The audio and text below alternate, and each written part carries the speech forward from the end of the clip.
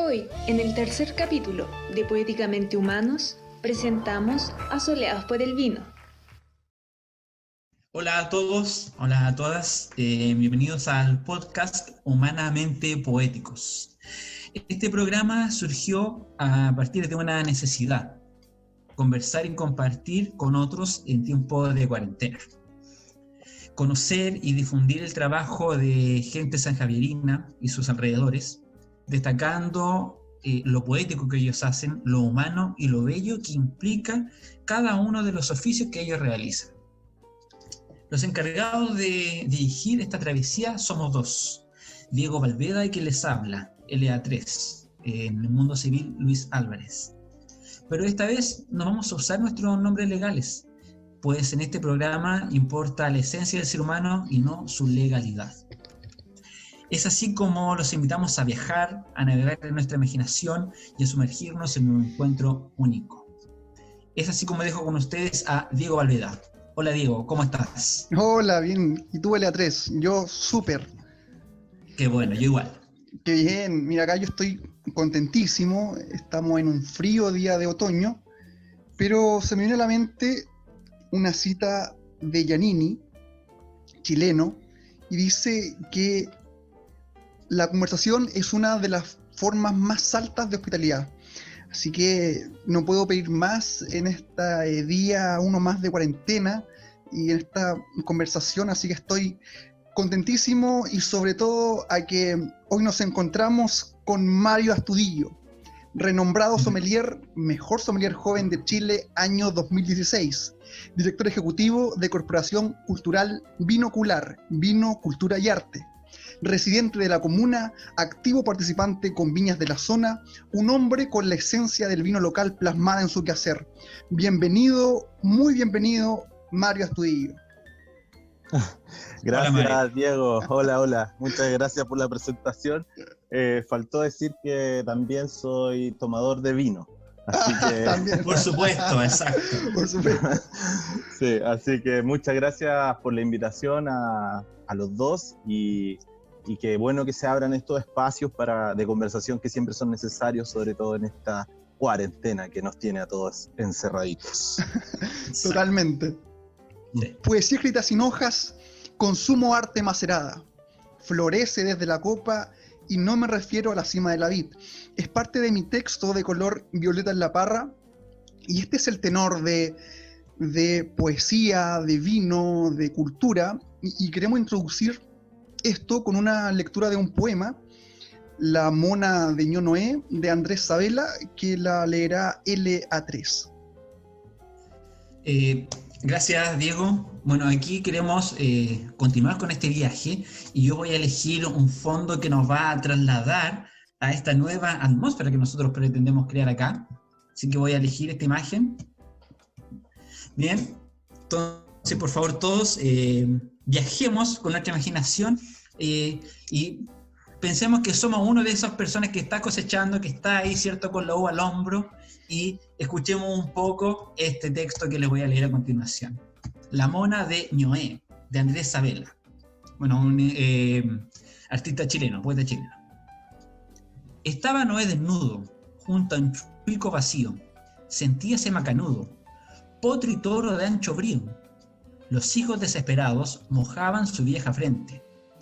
Echaba el malo sus dados, riéndole un solo diente. La primera borrachera había roto los cielos. Los ángeles en hilera asomaban sus desvelos.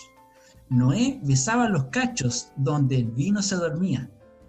Hipaban tres viejos lachos, un sándwich se aburría. Las arpas y las guitarras conversaban a destajo, mientras la luna en las jarras perdía paso y refajo. Alguna china en camisa mostraba lo que mostraba. La noche, muerta de risa, de charco en charco saltaba. ¡Ay, damas y damajuanas, don y dones de esta turca! A Noé le salieron canas, con vaivenes de mazurca. Viva esta agüita morada, era un viva del patriarca. La historia no cuenta nada, ni del precio ni la marca. Los cufifos y bolseros pedían cueca y pequenes. Aún los carabineros no fundaban sus retenes. Un compadre a medio filo quiso comerse un ajiaco en casa del Patas Dilo, donde puntea Siriaco. ¿Dónde estoy por la chupalla? Plantéele a Dios una falta, le aconsejó un roto choro, y en consuelo de patriota. Tome nomás, no vacile, páguese luego otra bota, que estamos farreando en Chile. Buen texto. ¡Salud! Salud por eso. Salud por eso. Salud. Oye, Mario, ya Cuéntame. para entrarnos en la conversación, en este tema, sabéis que primero tengo que decir que me dejó loco el nombre Binocular. Me mataste, es una locura ese nombre. Oye, Mario, pero mira, me acuerdo que yo hace un tiempo esto te lo hablamos, y tiene que ver con una anécdota. Que en la fiesta de la vendimia, en Colchagua, yo respondiendo una trivia, me preguntan si existen los vinos sin alcohol. Bueno, yo tenía la noción teórica, había escuchado los vinos sin alcohol, pero me limité a la definición legal, que es bebida producida a partir de la fermentación del uva mosto, graduada entre los 11,5 y 14,9 grados de alcohol, y respondí que no. Me equivoqué en la respuesta. Sí existen los vinos sin alcohol, entonces la respuesta a qué es el vino parecería ser muy amplia, y es muy amplia. Entonces creo que como paso inicial, antes de aventurarnos en surfear esta gran ola, ¿nos podrías definir qué es el vino? Antes de eso, disculpa, Mario, antes de eso, solo acotar que el sustento teórico de la respuesta de Diego, que es lo legal, podemos extrapolar quizá que lo legal no es siempre lo correcto, o lo Claro. absoluto. Sí, Algo así me Mario, por respondió favor. Mario. Esa es. sí, de hecho te encuentro toda la razón y súper buena la acotación. Oye, antes de dos cosas, antes de cortita, el texto estaba genial, maravilloso. Me recordó el campo chileno y eso es parte de esencial, sobre todo de San Javier y sobre todo de nosotros. Creo que eso no puede nunca morir y la poesía es justamente el nexo más importante para que se mantenga vivo. Entonces, en ese sentido, genial, estaba muy, muy bueno. En segundo lugar, el tema de Binocular fue una creación colectiva con la gente que nosotros trabajamos, con los chicos, con nuestros colaboradores y los otros directores, sobre todo con una gran amiga que es Nadia. Ella trabaja hoy día en Santiago, así que tenemos ahí un nexo y tenemos nuestra sucursal allá. Pero llevándolo a la pregunta en sí, para entrar un poco en materia, tienes toda la razón, Luis. O sea, el vino como definición en sí, y aunque sea un poco amplio lo que voy a decir, es en sí un producto alimentario. Es así de simple. Si nosotros queremos tomar otro tipo de arista en el vino, sí podemos dotar de muchas aristas y de muchas visiones, sobre todo tomando en cuenta que es uno de los productos que tiene mayor simbolismo dentro de la cultura a nivel mundial. Absolutamente. Exacto. Entonces, llevándolo como es alimentario en sí, es un producto alimentario, generalmente, y ahí va una crítica, generalmente en Chile sobre todo, las leyes siempre están atrasadas de la realidad. Y hoy día está pasando, y lo podemos ver, lo que está ocurriendo, es que justamente la ley nos deja fuera y no resguarda el espíritu central del vino, que al final es algo para consumirlo, independiente de la graduación alcohólica, independiente de cómo nosotros lo elaboremos o no, independiente incluso de si es algo que es algo que nos lleva a otro lado. Me refiero a que muchos de los vinos tienen la concepción de que están fuera, de que estamos mirando Europa, de que estamos mirando afuera. Hay muchos vinos que se hacen acá, que son locales, que tienen un nombre, que tienen un sello único y que están incluso fuera de la legislación. Entonces, ese tipo de cosas son las que justamente hacen que la definición legal quede muy corta. Absolutamente, sí. De hecho, tú esa fue la respuesta que me diste y yo quedé plop, porque yo por sí soy muy remitido a lo textual, al libro, pero claramente el vino es un concepto muy amplio y la ley absolutamente se queda corta. Mario, Sí. continuando, mira, hoy está muy en boga, tendencia, lo natural, lo orgánico, lo originario. Y de pronto creo que no todos nos damos cuenta que esto responde a lo poético. Poesía, poiesis, origen, creación originaria, por definición literal, eso es. Y me fascina cómo la poesía en estos momentos va de la mano con lo sostenible, con lo sustentable, que pareciera ser la salvación para todos los males del medio ambiente. Y el vino orgánico, o bajo la oración patrimonial, tiene mucho que contar. La poesía de hacer vino. Esta acuarela de muchos colores donde los cromas principales son el terroir, por ejemplo, que tiene el clima, el suelo, los fabricantes o trabajadores, las cepas, la fruta. Entonces, ¿podrías hablarnos también sobre este arte orgánico de hacer vino y si para ti es un arte? Sí, completamente. El vino en sí, yo creo que es el producto de una expresión artística. Pero esa expresión artística está de la mano y se vuelve con significado en la medida que tenga un sustento y un arraigo territorial, cultural y por sobre todo una concepción personal de un proyecto que va más allá de un producto. Me explico. Hoy día lo orgánico, como tú hablas, Diego, si bien es súper entretenido y es súper choro, al final, para mí, lo orgánico, como marca orgánico, es marketing. Lo orgánico es un sello que se entrega para validarlo dentro del mercado. Lo importante es que cómo se llega a eso orgánico. Y hay muchos productores que ni siquiera tienen sellos orgánicos, pero que trabajan de forma natural y que trabajan respondiendo a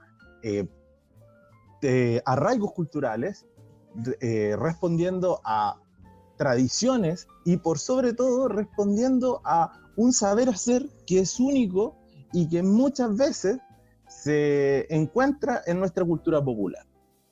Y desde ese punto de vista, si nosotros nos remitimos a la pregunta, cumpliendo ese tipo de condiciones, el vino se transforma en un producto de ese arte. Como el artesano que elabora el vino, con esta tradición, con este saber hacer, llega a un producto que lo hace único. Un producto vivo, que está en constante transformación, porque el vino hay que tener en cuenta que parte desde una muerte, desde la muerte de la uva, pasa a una transformación, a una nueva vida. Fíjate lo interesante que es verlo desde ese punto de vista. Una metamorfosis. Totalmente. Y sigue. El vino no termina en vino. El vino termina en vinagre. Entonces, claro, tenemos una muerte, luego tenemos una metamorfosis, como tú dices, y después sigue en transformación. Y esa transformación es constante. Y ese constante lo hace hacer que el producto de este artesano se mantenga vivo en el tiempo. ¿Cuánto? Va a depende de muchos factores, pero lo que importa es que nosotros a ese producto le podemos dotar de significado para descorcharlo y disfrutarlo en una experiencia. Y esa experiencia lo hace que, y esa experiencia hace que el vino tenga nuevamente sea portador y generador de significado.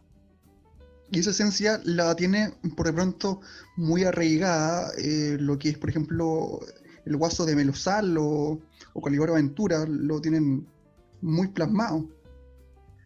Sí, ellos son esos dos grandes ejemplos, dos grandes amigos. O sea, ellos son ejemplo de, yo siempre hablamos de esto, a mí me carga la palabra rescate de tradiciones, me carga la palabra, ¿de dónde? ¿A quién vaya a rescatar? O sea, como si estuviese ahí a la deriva. Exacto. Claro. Desamparado. Desamparado. Y al contrario, la gente no necesita que la rescaten. La gente lo que necesita es que la pongan en valor.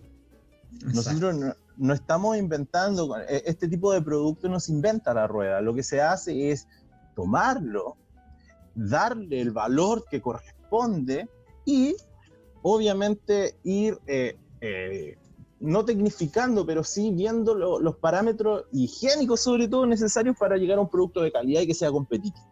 Al final siempre hay que pensar que todo llega a eso, a lo competitivo, y lo competitivo no se mide ni por puntos, ni por los epítetos de gran reserva, ícono y esas estupideces que de nuevo son solo marketing, porque ni en la ley ahí podemos entrar a conversar, pero no vayamos por ese lado. Lo importante es que lo central de esto, lo central del producto, lo central del vino, es que mientras refleje un territorio, mientras refleje un lugar, la esencia del saber hacer de un espacio, generan rasgo cultural.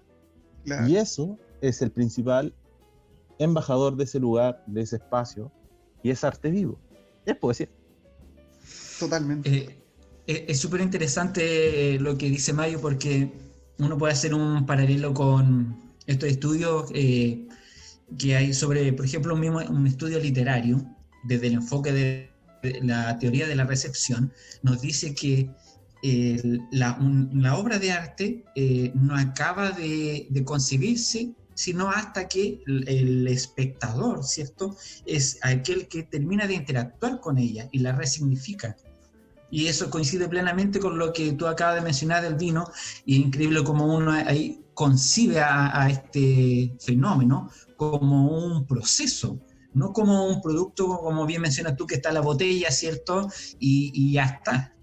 ¿No? Es súper atractivo cómo nos planteaste ese proceso. Descorchamos Exacto. mucho más. Sí, o sea, mira, el consumo alimentario no es solamente un medio para satisfacer necesidades ni para satisfacer placer. El consumo alimentario también es un portador y un generador de significado. Y en ese sentido, el como nosotros dotemos de ese momento y la cena, o sea, y ahí vienen todos los ritos. El rito de la cena, el rito de la comida, el rito de la hoguera, del hogar, y el vino es central. Es central, y por eso los poetas que captan muy bien este imaginario, muy bien esta sensibilidad que va más allá de lo lógico, o sea, perdón, de lo racional, ¿cierto? Sino que más bien una cosa un poco difusa en este imaginario colectivo, leen muy bien el imaginario colectivo, lo transmiten muy bien, y por eso se han fijado y ha sido tan importante el vino dentro de la carrera de muchos. y algunos se han perdido. Ha sido la compañía incluso, la musa. Bien, Sí, de lo mismo, aquí viene otra pregunta que voy a introducir también con unas citas que extraje de una revista antigua que está disponible en la Biblioteca Nacional, en la sección Memoria Chilena, todo esto es digital, de Enrique Campos Menéndez. Y él escribió un artículo que se llama En el fondo de la copa. Sí, y esta revista era de circulación constante y era producida por los ferrocarriles del Estado, por esa empresa. Es interesante eso, yo no lo sabía. Genial. Bueno, googleando. Dice entonces Enrique Campos: el vino es más que un pretexto en las festividades familiares, sean celebradas en el rico palacio aristocrático o en la pobre casa proletaria. En el vino echamos a ahogar nuestras alegrías, para que se vayan a navegar marineras, y anegamos nuestras penas para que, ahogadas en el pozo de las últimas gotas, maten el recuerdo de las realidades amargas. El vino desnuda las almas y las fija en su verdadera categoría. De lo anterior, podemos decir que el vino como concepto, como el que ya hemos trabajado acá, implica una infinidad de significado y simbolismo. Representa lo natural, lo humano, la tradición, lo popular, la convivencia. Según tu experiencia, Mario, y tu amplio conocimiento del tema, ¿por qué el vino es una compañía para el ser humano? Wow. Yo creo que va de la mano con lo que estábamos un poco hablando, por un lado, que tiene que ver con esta necesidad del ser humano de dotar de significado la existencia. O sea, necesitamos encontrar significados o necesitamos encontrar rumbos en ciertos lugares. Había un poeta, me parece, sí, un poeta que él hablaba de que no recuerdo la cita exacta, pero decía algo así como que para poder soportar la modernidad necesitábamos estar ebrios. Creo que era Baudelaire, algo así. No recuerdo, no le voy a mentir. Pero en esa búsqueda de significado, en esa búsqueda de el vino entra como una compañía, no solamente por el hecho de ser un producto, de ser alcohol, eso es súper importante, sino que entra en el sentido de que es parte del entramado social y es parte de la tradición que esto genera. Fíjate que hay ciertos momentos y hay ciertos espacios de convivencia donde el vino es, no sé si central para convivir, pero sí dota de significado ciertos momentos. Mira, por ejemplo, nosotros podemos hablar de un producto en sí como la chicha, que no es un vino, pero que sí tiene características similares. Si nosotros pensamos en chicha, pensamos en el 18 de septiembre, los chilenos. O sea, no hay... Es la bebida oficial y es la bebida central del 18.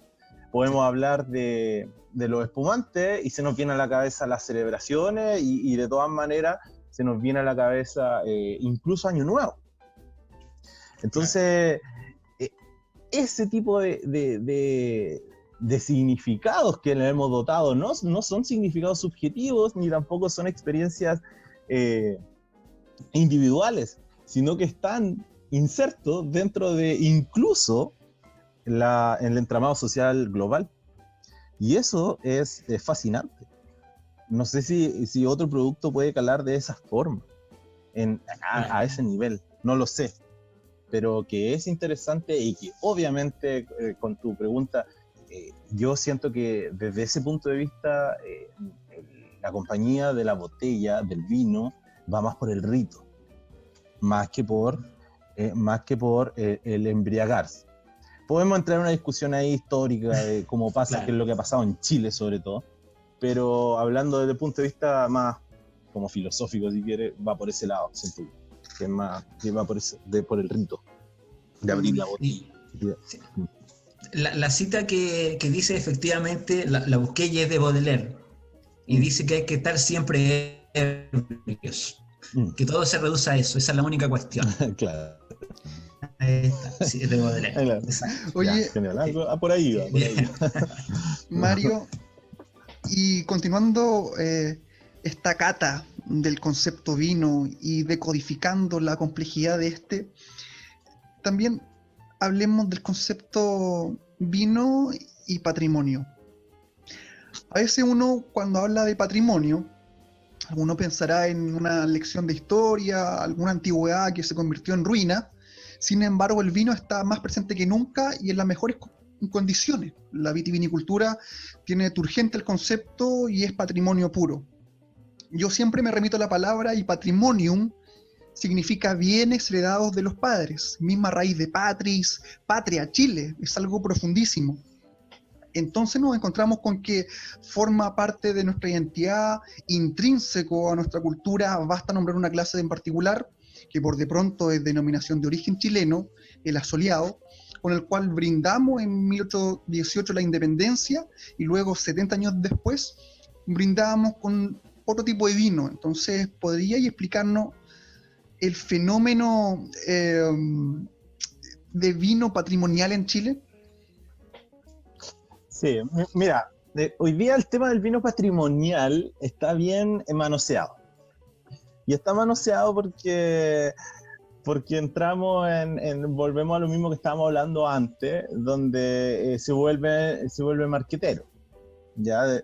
Entonces, lo patrimonial hoy día está un poco de moda, está un poco ahí dando vuelta, todo el mundo quiere hacer cosas patrimoniales.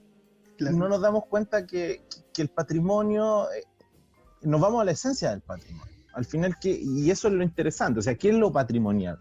¿De qué hablamos cuando hablamos de lo patrimonial? ¿Estamos hablando de una cepa? Estamos hablando, y si nos vamos al tema, sobre todo al tema del vino, ¿de qué estamos hablando?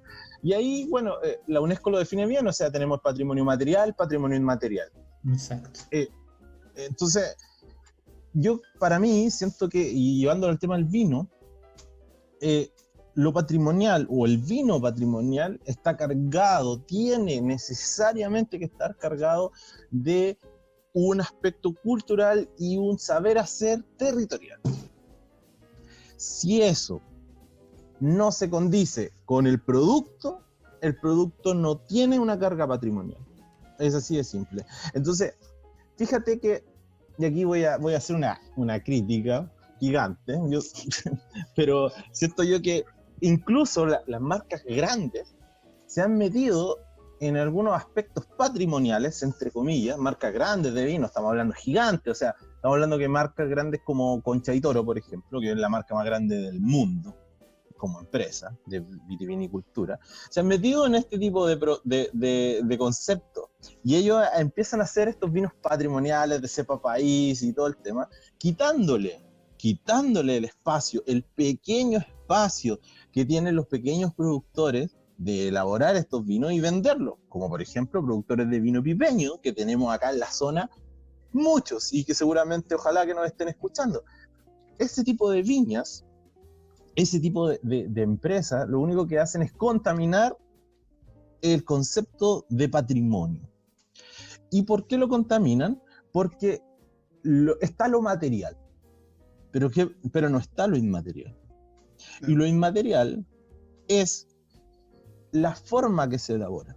El pipeño, si lo hablamos, para no ir más lejos, el pipeño se llama pipeño en esta zona, un poco más al norte se llama Chacolí, un poco más al sur también se llama más pipeño, y así lo vamos a ir cambiando de nombre. ¿Por qué? Porque responde a un lugar, responde a un espacio, responde a saber hacer que no se vienen haciendo de ayer. A una cultura, a una tradición. Exacto. Y una tradición no solamente de elaborar el vino, y es ahí lo interesante, porque el pipeño se llama pipeño por las pipas, por el espacio donde se contenía el vino. Para hacer pipas necesitaba ya artesanos de pipas, necesitaba ya un bosque para sacar raulí, necesitaba un espacio de bodega única que se hacía en esta zona. Entonces, si nosotros queremos hacer este vino pipeño, por favor, respetemos el producto, respetemos la cultura de un lugar. Absolutamente. A nosotros nos pasa mucho con el tema del vino asoleado.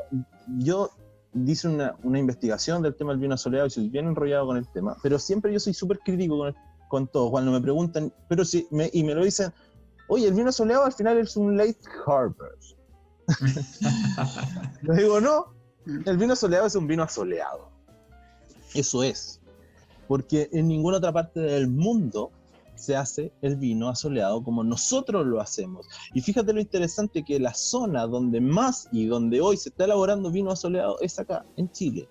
Y como bien lo dice Diego, el vino asoleado fue el vino que nosotros brindamos la independencia de Chile. No es menor. Es un vino que es un vino anterior a la patria. Es que es denominación de origen. Anterior. Sí, denominación, pero es anterior a la conformación de Chile. Entonces no le pertenece a Chile, le pertenece a su gente, a los que lo elaboraron. Y los que lo elaboraron son los campesinos.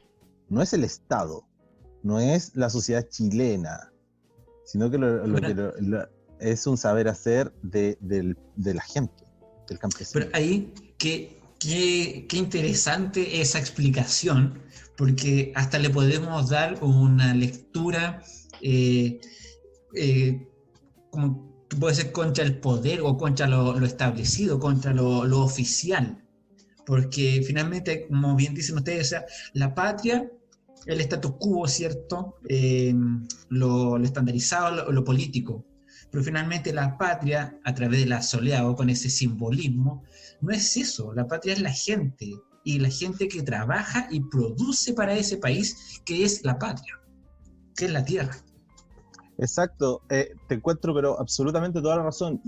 Oye, mira, nosotros nos quejamos en Chile mucho de que no creamos cosas. Y es verdad, en Exacto. Chile creamos poco. Y esto es una creación. El vino soleado es una creación campesina única. Y es único porque se elabora de ciertas cepas, porque se asolea de ciertas formas, porque se deshidrata de otra manera, porque se elabora en cierto lugar, se embotella en ese mismo espacio. Eso, si lo tuvieran los franceses, sería patrimonio de la humanidad. Y estaría resguardado Claro. por la humanidad, no por el Estado. Sí. Mario, y a grandes rasgos, para los que no somos tan entendidos, ¿en qué consiste el asoleado? ¿Cómo se hace? Si pudiese explicar, por favor. Mira, súper simple. Lo que se hace con el vino se cosecha tarde. Entonces sí, ahí entra dentro, se podría decir que entra de la categoría de vinos de cosecha tardía, pero la diferencia con los vinos late harvest o de cosecha tardía es que generalmente el vino late harvest se madura en la parra, ¿ya? Se madura ahí colgado, se deja madurar ahí colgado. El asoleado se corta el racimo, se toma el racimo y se pone a solear, se pone a deshidratar una vez cortado. Ese proceso es manual, no se puede hacer con una máquina. Ahí hay artesanía, ahí hay un artesano que está haciendo eso. Es un producto totalmente artesanal. Entonces, una vez que ese producto se asolea, pueden ser 15, 20, 30 días, se toma, se desgrana a mano nuevamente y se prensa o se hace y se empieza a elaborar un vino con ese producto que es casi un vino de pasta, ¿ya? Ese tipo de vinos, lo interesante es que las formas de asolear, las formas que es lo realmente lo que le da la definición al vino, es que hay más de 10 formas de asolear distintas. Y esas 10 formas de asolear son únicas, se inventaron acá. La más tradicional, y que es la más bonita, encuentro yo, que si tú te fijas la parra de país, porque generalmente se hace de uva país, es como una cabeza, es como se llama así, parra en cabeza. Entonces es una parra que es de esta forma. Entonces los campesinos lo que hacen, cortan el racimo y lo posicionan sobre la parra y lo dejan asoleando ahí, la misma parra. Eso es lo más tradicional, porque los espacios anteriormente de territorio eran pequeños en la antigua, entonces no tenían grandes espacios. En algunos otros casos toman esos racimos y los posicionan en la ladera de los cerros. En otros casos los posicionan al lado del río, generalmente de Loncomilla, aprovechando que es como arena de cuarzo, entonces tenemos una deshidratación de ese tipo. Otro, hacen un sistema de tendales que es hermoso, que lo cuelgan en los corredores de las casas. En Erasmus está aún así, fantástico. Erasmus, sí, las casas coloniales. Otros los posicionan sobre las tejas. Entonces todo eso, el subirse, ponerlo, bajarlo, qué sé yo, hace que sea un producto único. Ese producto único lo tenemos acá, no se hace en ninguna otra parte y está, como dice el Diego, protegido por ley. Y yo siempre les digo a todo el mundo, háganme asoleado, por favor, que si no lo vamos a perder. Y Mario, cada técnica para asolear el vino genera un tipo de asoleado distinto, ¿o no? Totalmente distinto. Todos asolean de forma distinta y generan identidad del lugar y generan, es que lo que hablábamos antes, identidad del personaje que lo está haciendo, del artesano. Claro. Todos los asoleados son distintos, porque podía hacerlo de Baís, podía hacerlo de Torontel, podía hacerlo de Moscatel, que son las parras antiguas. Esas parras, que se me había olvidado, son parras, y que no es menor, son parras que tienen más de 100 años, 200, incluso 300. Entonces, son parras súper antiguas, como hablábamos, de 100, 200, 300 años, que están ahí y que son parte de la cultura, son parte de, como bien lo decía Luis anteriormente, son parte de más que de Chile, de su gente, y que son si queremos definir, yo creo, para mí, definir el Valle del Maule, es justamente estas parras que son hermosas, esta forma de vida de muchos viticultores que viven de esto y que justamente generan una arista dentro de los arraigos, o sea, perdón, del aspecto cultural que tenemos en Chile y sobre todo en esta zona. Bueno, a raíz de lo mismo, quisiera enlazar tu comentario, Mario, con la siguiente pregunta, y me gustaría partir con algunos dichos y creencias sobre el vino. Por ejemplo, la cueca sin vino es brasero sin fuego. Ajá. El buen amigo da 2 tragos. Buena suerte le espera al que se le derrama el vino sobre un mantel recién puesto. Este me encanta. Dice, el vino de misa está bendecido. El vino no bendecido hace pelear y cantar. Buenísimo. El vino, a partir de esto, ¿cierto?, forma parte de nuestra tradición y es algo que nos enorgullece. Por ende, y aquí hacemos un enlace ya al concepto un poco más amplio, la vitivinicultura, es un factor determinante en el desarrollo y prosperidad de San Javier, de nuestra comuna. Dado lo que acaba de decir tú, ¿cierto?, la gran cantidad de viñedos y de pequeños agricultores que cultivan este arte. Así entonces la cultura, el patrimonio del vino es un bien que nos beneficia a todos. Pero aquí viene una pregunta que nos gustaría que tú nos pudieras ahondar un poco más. ¿Cómo podemos cuidar este patrimonio? Y si a nosotros ya en un nivel más terrenal, ¿cierto?, como un sanjavierino más. Y a su vez, ¿existen políticas locales, ya sea de municipio o de gobernación, ¿cierto?, intendencia, o políticas nacionales inclusive, que se preocupen por la preservación y desarrollo de este patrimonio? A ver, respondiendo a tu última pregunta, no. No hay políticas que desarrollen o que intenten valorar en lo real el patrimonio vitivinícola, ¿ya? De hecho, las políticas que existen son políticas donde lo medioambiental pasa a segundo plano, donde solamente a nivel político existe un señor que se llama dinero, que manda todo y que hace entrar a empresas como Coexca que dejan la embarrada en lugares que deberían ser santuarios naturales, donde tenemos una crisis hídrica permanente, sobre todo en este tiempo, y que todas estas parras hermosas que estábamos hablando y que en algunos casos, o sea, no en algunos casos, sino que para mí deberían ser declaradas, pero 100% patrimonio de la humanidad, porque estas parras no existen en ninguna parte del mundo. Estas parras antiguas se extinguieron, y se extinguieron por plagas, se extinguieron por un bicho que se llama la filoxera, que es una historia conocida por muchos los que seguimos el tema del vino, pero al final es un bichito que vuela y entra en la tierra y chupa la savia de las parras. Y eso pasó a nivel mundial, que se perdieron todas las parras más antiguas que existían en el mundo, salvo cosas excepcionales en ciertos lugares excepcionales que todavía quedan. Pero fíjate tú que nosotros estamos tan lejos y tenemos esta maravillosa cordillera, este maravilloso mar, El desierto. el desierto y la Patagonia. Como decía, yo tenía un profe que decía que esto era un camino al paraíso, Chile, poéticamente hablando. Y este camino está, ¿cierto?, muy delimitado, está súper bien visto. Bueno, pero ese paraíso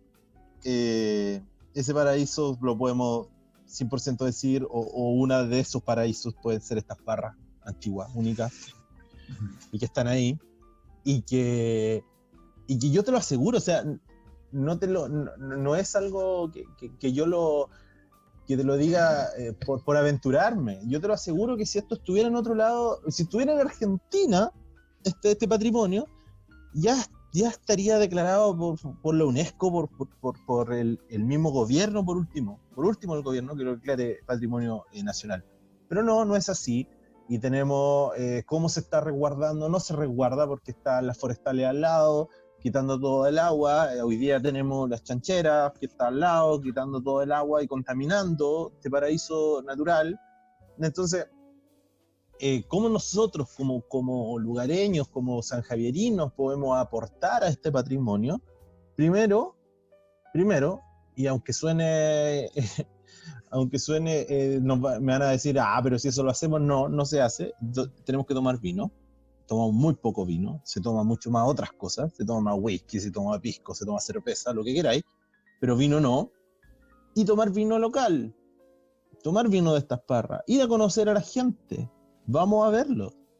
Las viñas están abiertas, los pequeños productores están abiertas. Imagínate lo hermoso que es ir camino a Cauquenes y encontrarse con todas estas ventas de cercanía de estos productores que con todo orgullo sacan a la venta su producto y lo ponen a tu disposición. Y la única, el otro día hice este ejercicio y yo les digo, háganlo porque es muy interesante. Es, para mí, creo yo, la única carretera, si es que hay más, bueno, me lo dicen, pero es la única carretera que la única publicidad que tiene es hecha por sus lugareños y es del producto creado por ellos. No hay grandes marcas. No está el auto ni la bebida fantasía. Está venta de vino, de miel, de chicha. Exacto. Eso es trabajo, eso es patrimonio.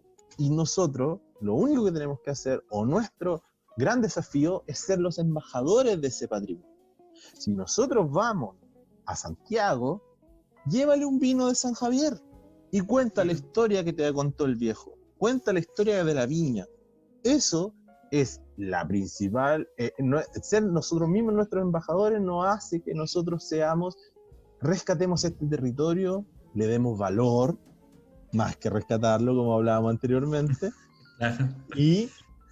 y por sobre todo, ayudemos. Y la ayuda es solamente consumiendo cosas que sean de acá. Yo siempre digo, Maule toma Maule, San Javier tiene que tomar San Javier.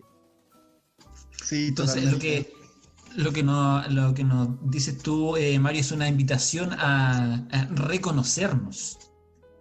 Y a ponernos en valor también. Exacto, y ponernos en valor. Porque en base a lo que comentas, lamentablemente, si bien el chileno, por idiosincrasia, tienen su ADN, yo creo que hay algún gen por ahí, ¿cierto? Que aparezca el compartir con alguna bebida alcohólica. Lamentablemente se está yendo a lo que tú mencionas, que mucho grado alcohólico, que genere una euforia quizás casi instantánea. Entonces también va todo con ese momento quizás con un modelo más extranjero que local. Porque el vino invita, como dices tú, es una ceremonia, es un rito. En cambio, ¿qué es lo que se quiere ahora? Me compro, ¿cierto? Un whisky, lo que sea, un ron, y me lo tomo rápido, ¿cierto? Porque es algo instantáneo y a seguir. Entonces no hay tiempo para reposar, para contemplar, para compartir entre nosotros.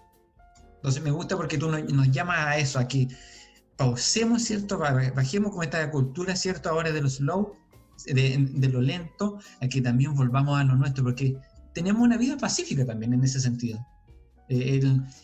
San Javier o nuestra tierra es de mucha contemplación. Cuando uno trabaja la tierra, la contempla. Hay un rito también ahí interesante. Eso. Sí. Gracias. Totalmente. Diego, por favor.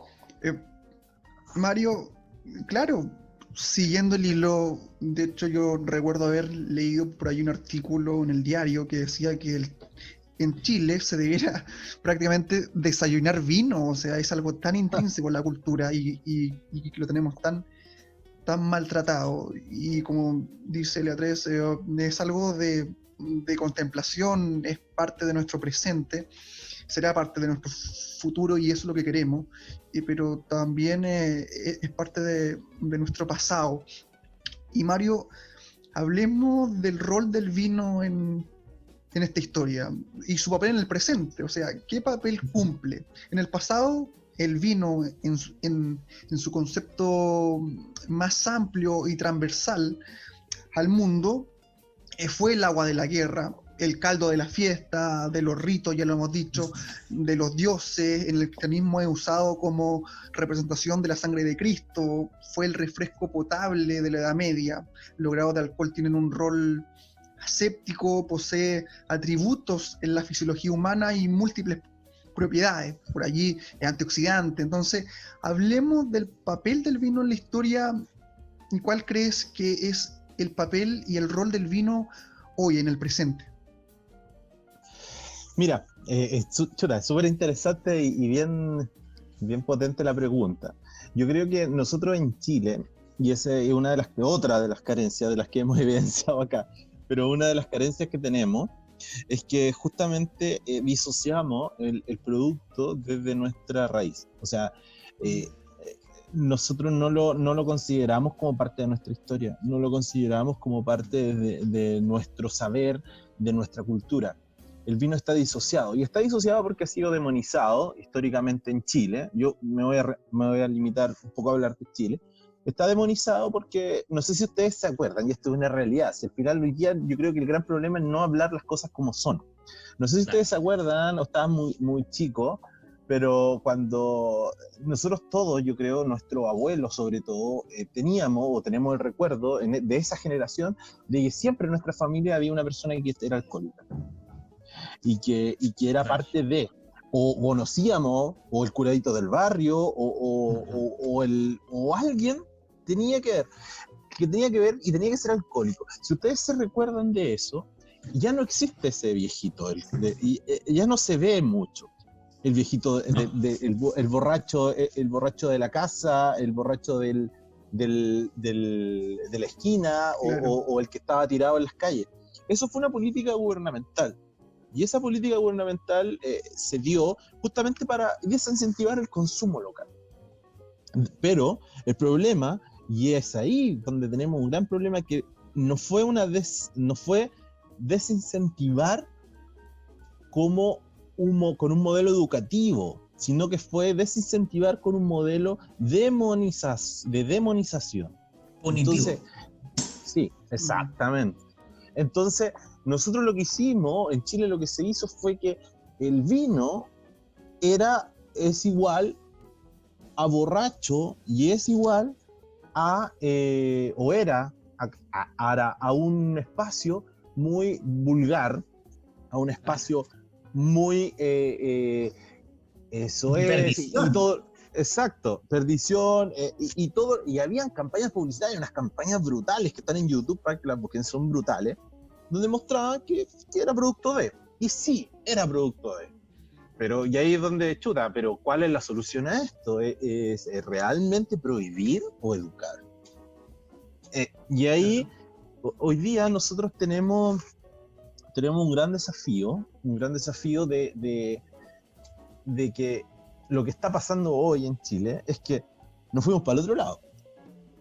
Y el vino dejó de ser algo vulgar y se metió en los círculos más elitistas. Entonces, claro. Entonces nos fuimos para el otro lado.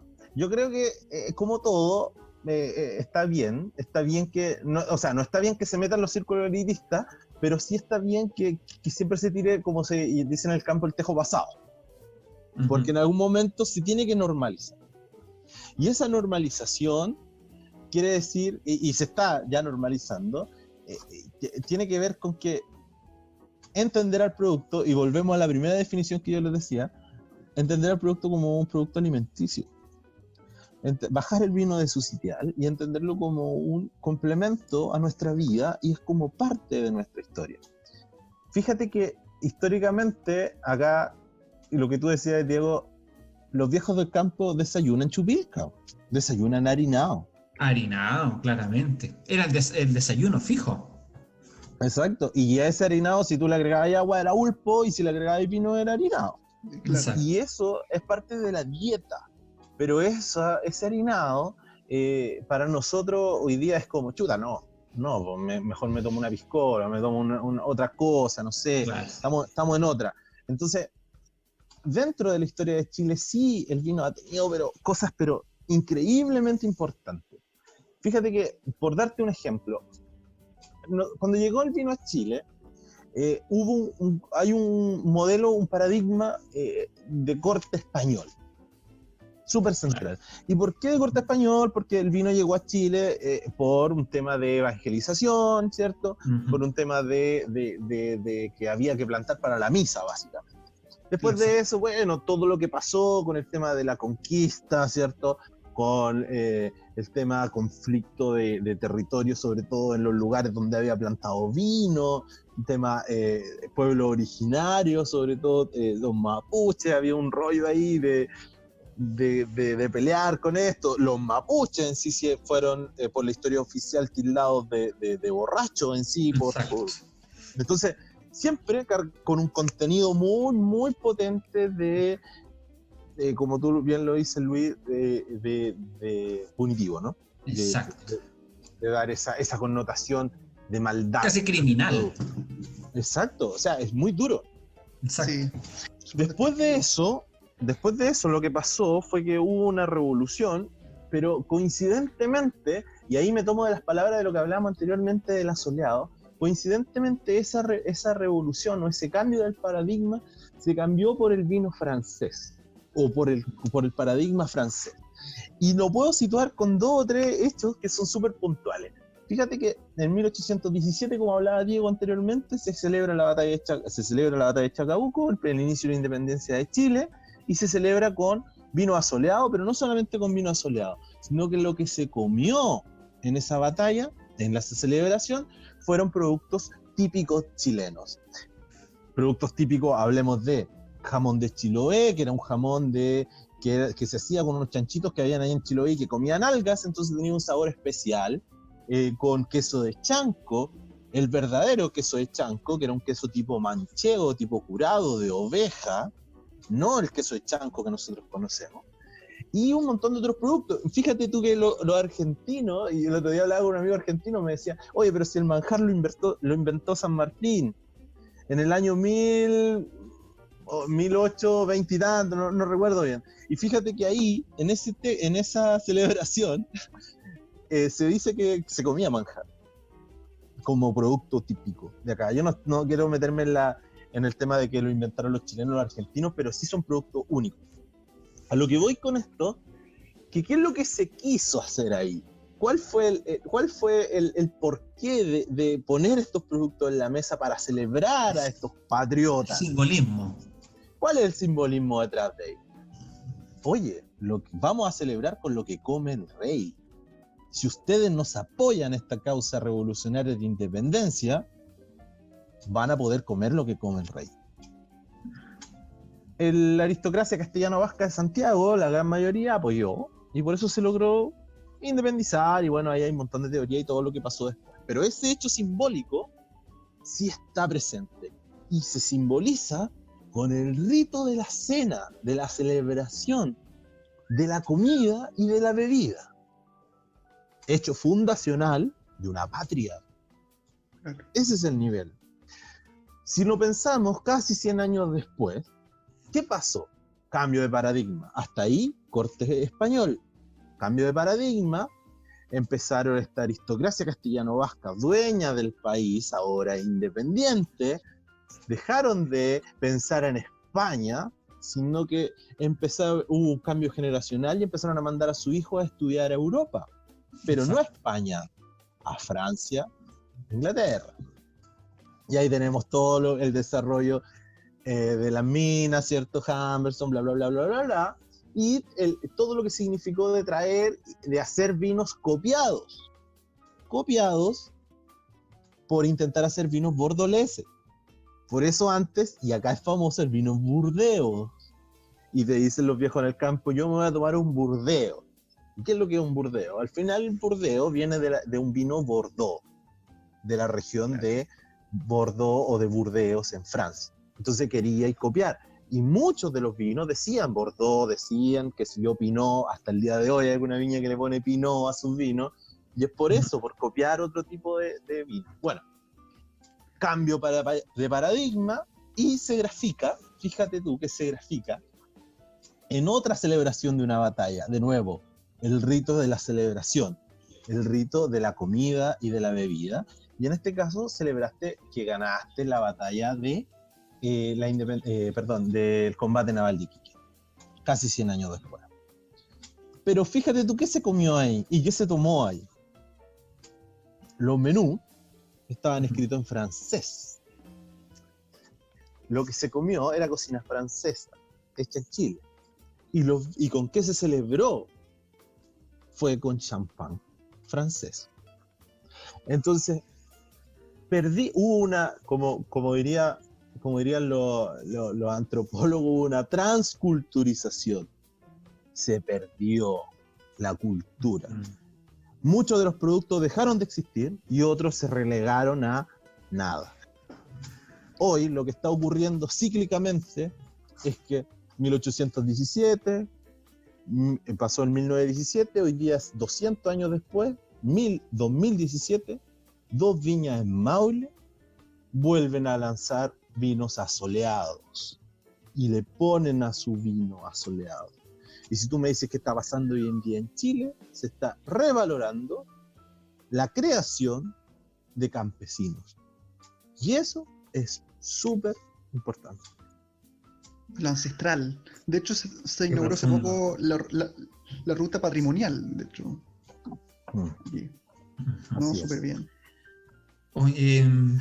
Siguiendo con esta conexión, con todos estos ritos, hay un área de nuestra conversación que es la literatura, que ya la habíamos mencionado, y que obviamente tiene, como habíamos dicho ya, como musa, como objeto lírico, el vino.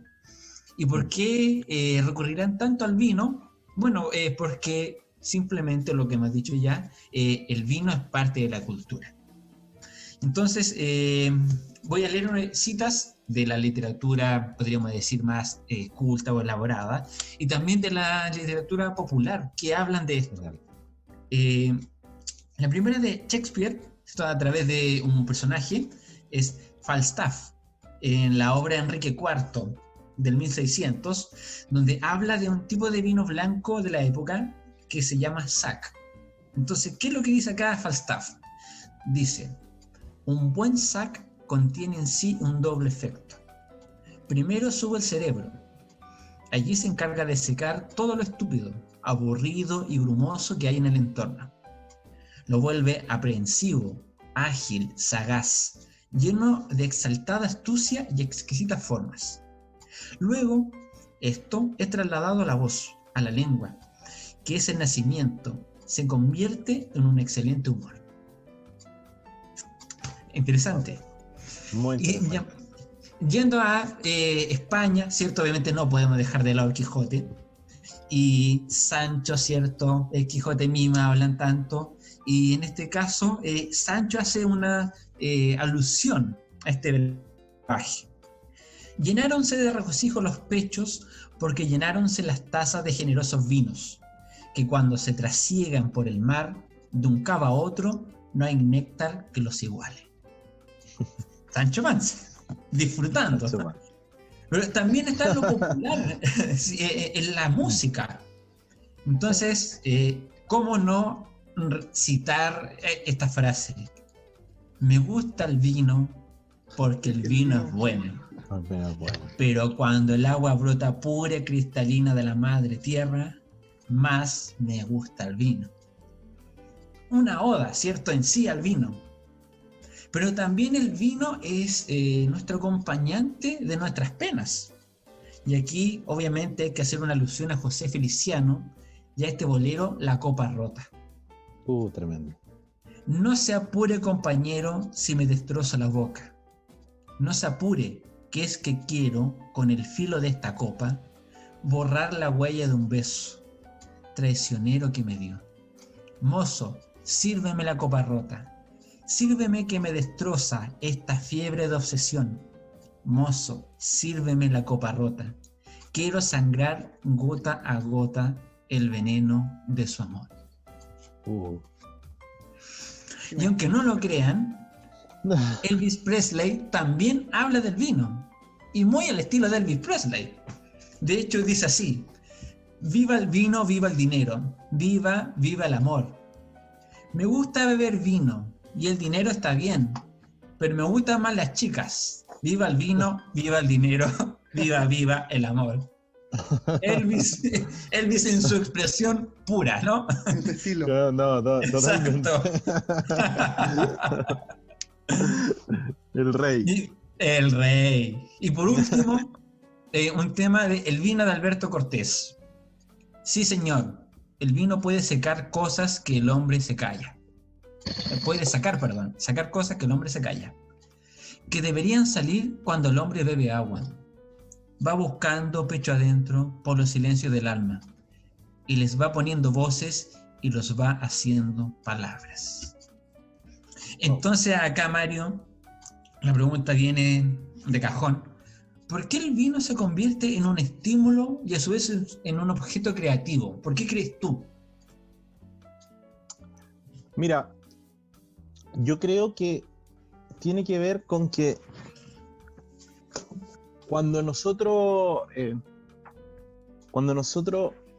llevamos el producto y lo sometemos a un proceso de degustación, el vino en sí, lo que hacemos es intentar describir nuestras emociones y sensaciones a través de la palabra. Estoy hablando cuando catamos o cuando degustamos un vino. Cuando nosotros llevamos las emociones, sensaciones o percepciones, va a depender, ¿cierto?, desde la mirada que nosotros lo veamos, llevamos estas aristas o llevamos esto a la palabra, lo que logramos es explicar o dar un contenido, dar un mensaje a través del lenguaje. Que ustedes, que saben mucho más que poesía que yo, cuando se llevan las emociones a la palabra, ¿qué estamos haciendo? Poesía, ¿no? Exacto. Entonces, está tan de la mano el hecho de poder describir las emociones o percepciones o sensaciones a través de un vino, entendiendo la implicancia que hemos hablado todo el programa, su cultura, su forma, su lugar, su territorio. Hay algunos productores de vino que hoy día intentan no reflejar la cepa de la uva, sino que lo que intentan es reflejar el lugar y que la uva sea un medio para reflejar el territorio, el espacio donde se elabora. Hay otros productores que lo que intentan es sacar el mayor potencial de la uva para obtener un producto final. Cuando nosotros entendemos eso y llevamos la percepción subjetiva del ese vino que está creado por estos personajes, estamos intentando descifrar un lugar, descifrar una parra o entender el arte de ese personaje.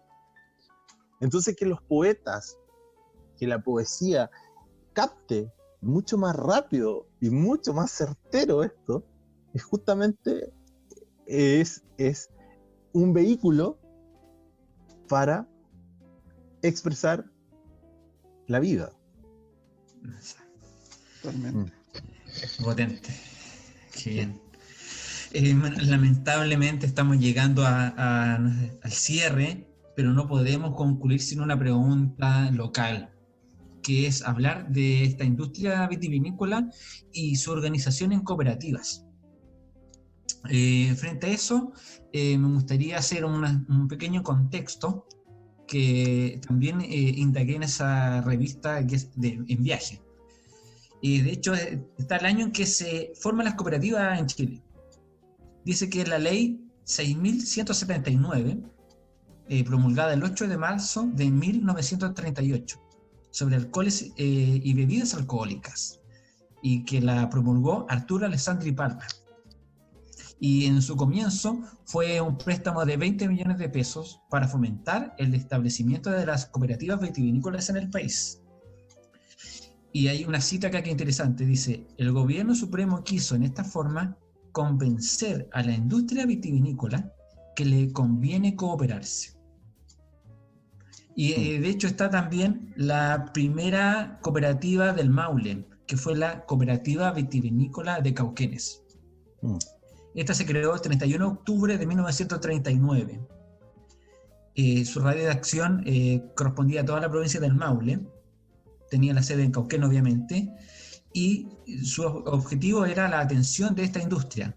Y aquí hay una cita muy interesante que la quiero mencionar para enlazar la pregunta, que dice: los vinos generosos de la zona, por su gran calidad, pueden ser un rubro de exportación en competencia con los mejores vinos europeos de esta clase, ya en 1939.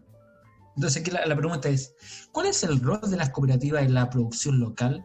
Específicamente la que uno conoce más que la Cooperativa Agrícola Vitivinícola Loncomilla.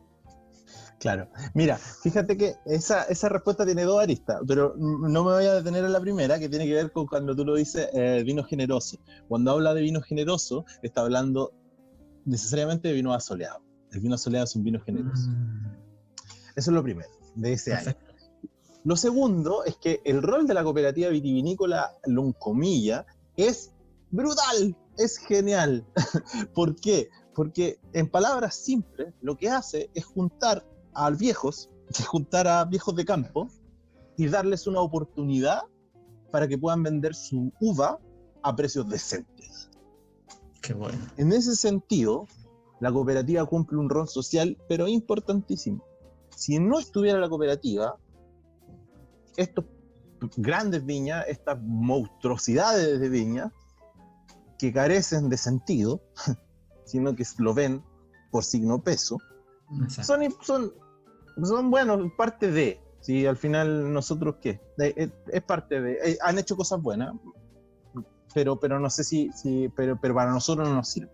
Y para lo que nosotros nos sirven es, obviamente, potenciar, y ojalá que haya mucho más asociaciones, colectividades, cooperativas, donde las personas se puedan unir, agrupar y darle sentido a su trabajo, valorar su trabajo.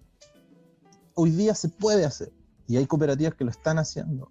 El llamado es justamente a que los pequeños productores lo sigan haciendo y que sigan uniéndose y que sigan intentando luchar porque su trabajo sea valorado.